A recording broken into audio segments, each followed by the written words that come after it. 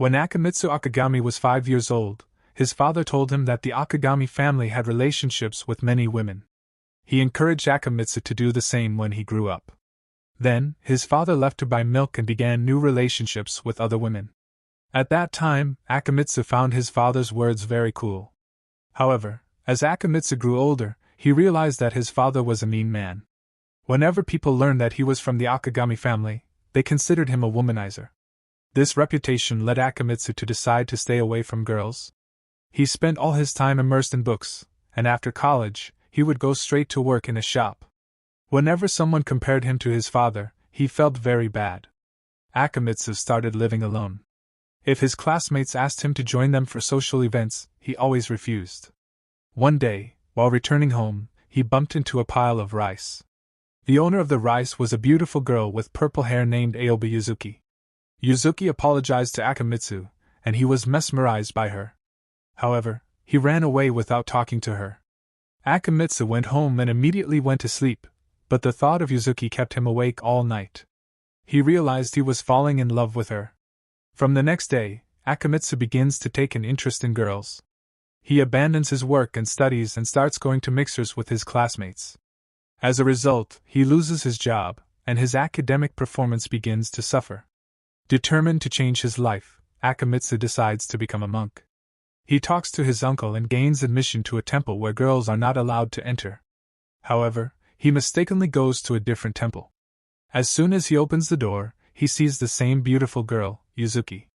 Seeing Akemitsu in a stole, Yuzuki mistakenly thinks he is her future fiancé. She quickly gets ready and comes back.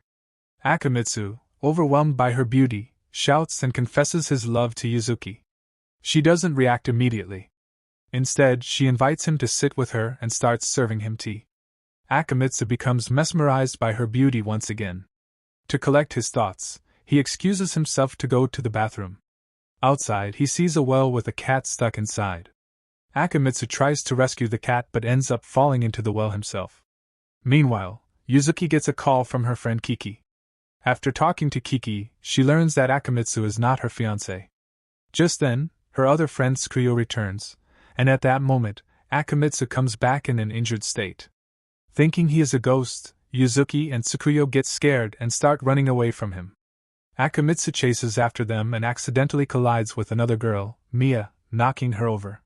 He then continues towards Yuzuki and Tsukuyo. In a panic, Yuzuki karate chops Akemitsu, knocking him unconscious. When Akemitsu regains consciousness, Kiki explains the misunderstandings, how Yuzuki mistook him for her fiancé and how he mistook her temple for the one he intended to join. Despite this, Kiki offers Akemitsu a place to train as a monk. However, Akemitsu refuses and decides to leave at midnight. While waiting for the bus, Yuzuki comes to meet him. She tells him that the bus won't come until morning and asks him to spend the night with them. When Akemitsu refuses, Yuzuki brings up his love confession from earlier. She initially thinks he was joking, but when Akemitsu's face turns red with embarrassment, she realizes he was serious. Akemitsu then tells Yuzuki his full name.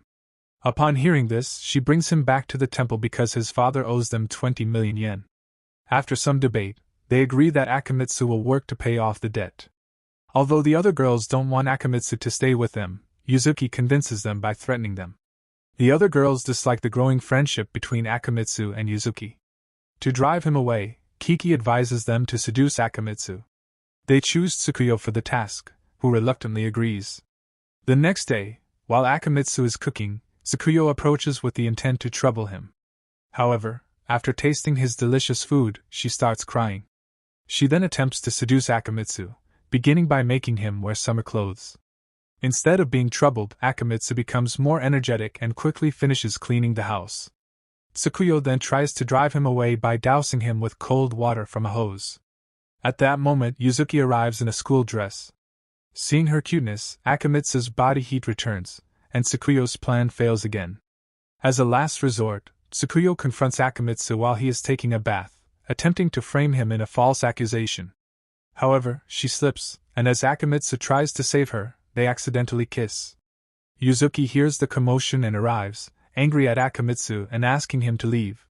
Later, she starts avoiding Tsukuyo because seeing her reminds Yuzuki of Akemitsu's naked body. Yuzuki reveals she knew about their seduction strategy but allowed Akimitsu to stay because she believes he is a good man. Then Kiki informs them that Akimitsu has left the temple. Akimitsu goes to a police station and tells the officer about the bathroom incident, urging him to put him behind bars. However, the policemen shut him out. Left homeless in the pouring rain, Akimitsu finds himself on the streets because his landlord has rented out his room to someone else. While contemplating how to repay his debt to the girls, Yuzuki arrives in search of him. She explains that she had asked him to leave the bathroom, not the temple.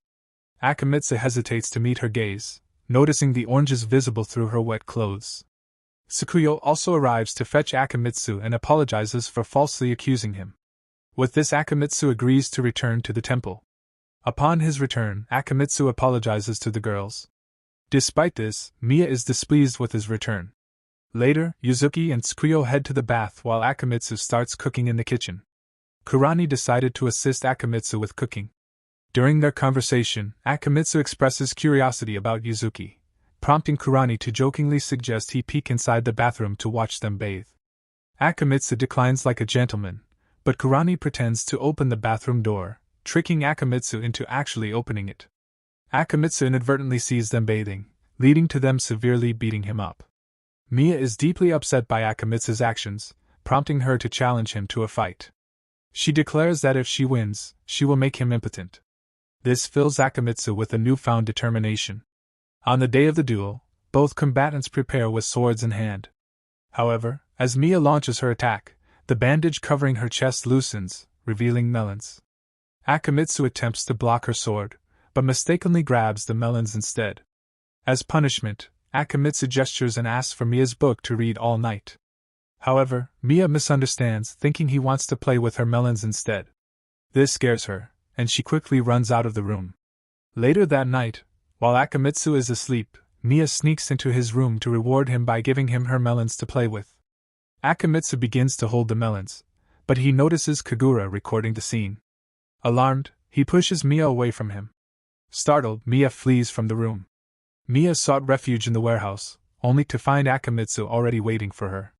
To their surprise, Kagura locked the warehouse from outside, trapping them together inside.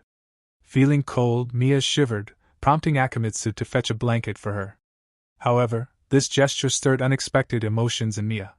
In her family, women had numerous relationships with different men, a tradition her mother had encouraged her to embrace from a young age.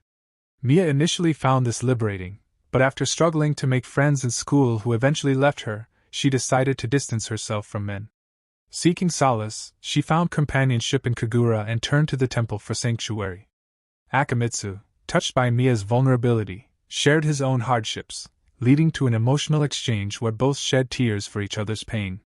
Moved by their mutual empathy, they made a heartfelt promise to support each other in overcoming their struggles. The next morning, while sweeping near the warehouse, Yuzuki noticed Kagura peering inside with curiosity. She too glanced inside and saw Akimitsu and Tsukuyo enthusiastically wrestling. Kagura informed them they had been at it since the previous night. Feeling jealous seeing them happy together, Yuzuki decided to punish Akimitsu by withholding food from him.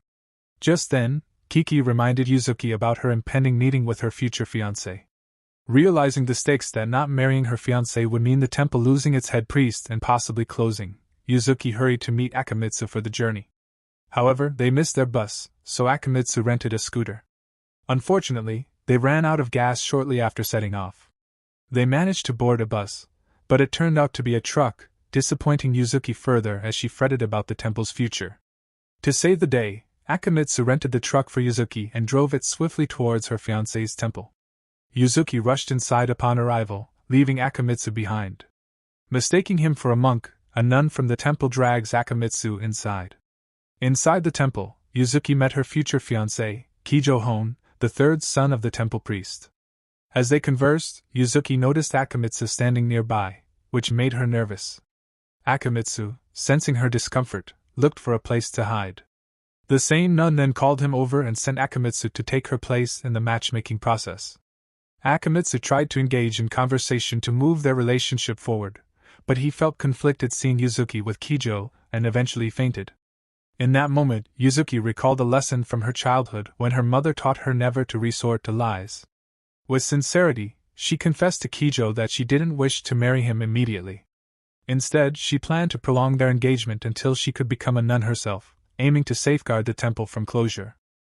After Yuzuki asks Kijo for help in keeping the temple open, he reveals their dire financial situation, exacerbated by his father's 20 million yen debts. Akimitsu understands the gravity of the situation and also implores Kijo for assistance. Reluctantly, Kijo explains that closing the temple would spare him from becoming a servant to certain girls. Despite this, Akimitsu pleads with him to save the temple. Finally, Kijo demands Akimitsu swear an oath to take care of Yuzuki for life. Akimitsu solemnly agrees, as if taking marriage vows. Moved by his commitment, Kijo agrees to help them. Later, Kijo enters another room to meet with the high priest Aoba. Initially sent to close the temple, Aoba's opinion shifts upon learning Akimitsu's full name. Meanwhile, Akimitsu and Yuzuki found themselves stranded late into the night with trains and buses no longer running.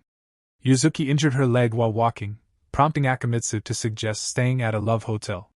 He expected her to refuse, but Yuzuki agreed, and they booked a room. Inside the hotel room, Yuzuki showed Akimitsu a book on cosplay costumes, which led him to imagine her in various outfits. Feeling uncomfortable, he threw the book aside, creating an awkward silence between them. To break the tension, Yuzuki suggested Akimitsu take a bath while she watched an educational program on TV. When Akimitsu returned, Yuzuki quickly turned off the TV. Later, while Yuzuki was in the bathroom, Akimitsu turned the TV back on and was surprised to find that Yuzuki had been watching an educational program. This discovery prompted Akimitsu to reconsider his romantic thoughts about Yuzuki. Meanwhile, Yuzuki reflected on Akimitsu's promises to always support her without hesitation. She entertained the idea of allowing Akimitsu to pursue a relationship with her that night. However, upon returning to the room, she found Akimitsu had restrained himself by tying himself up. Disappointed, she blindfolded him and quietly left. The next day, Akimitsu and Yuzuki returned home. On their way to school, Yuzuki confided everything that happened at the Love Hotel to Tsukuyo, who advised her to keep Akimitsu's stay with them a secret. Later, while Tsukuyo was in class, two of her friends approached her, asking about rumors of her kissing a monk under the bridge. Flustered, Tsukuyo explained that it was just a whispering incident, but the gossip quickly spread throughout the class. The situation escalated when Akimitsu arrived at school dressed in monk's clothes. Concerned, Tsukuyo hurried to intercept Akimitsu. Akimitsu had brought food for her and began asking some boys about her whereabouts. Before things could escalate further, Tsukuyo intervened and whisked Akimitsu away from the boys. Then, after bringing him to the infirmary, she forbids him from going out because other students might see him. Unfortunately, her friend comes to the infirmary. So Tsukuyo pretends to be sick and hides Akimitsu in the bed. But his legs remain outside. So Akimitsu tries to hide them. But by mistake his head goes inside Tsukuyo's clothes. This suddenly causes her stomach to swell. And her friends start getting suspicious. So she starts squeezing Akimitsu hard. This causes Akimitsu to suffocate. And in anger, he bites Tsukuyo on the chest. After a while, both the classmates leave from there. After which Akimitsu comes out of the bed. But Tsukuyo does not scold him.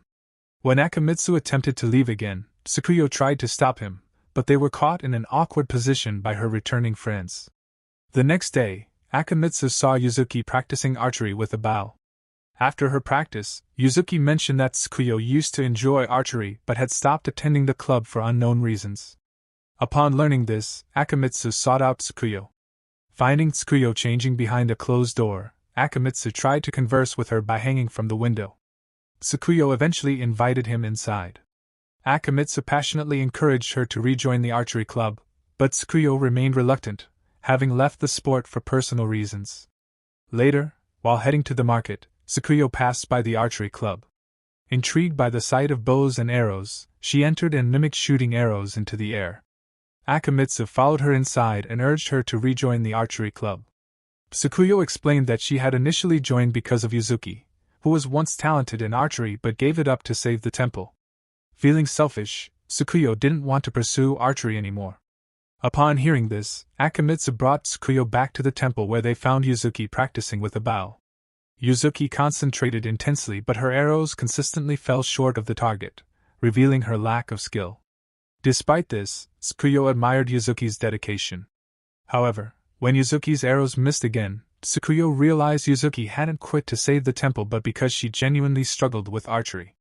Yet Yuzuki remained content because she pursued her passion. Inspired by this, Yuzuki encouraged Tsukuyo to follow her own passions.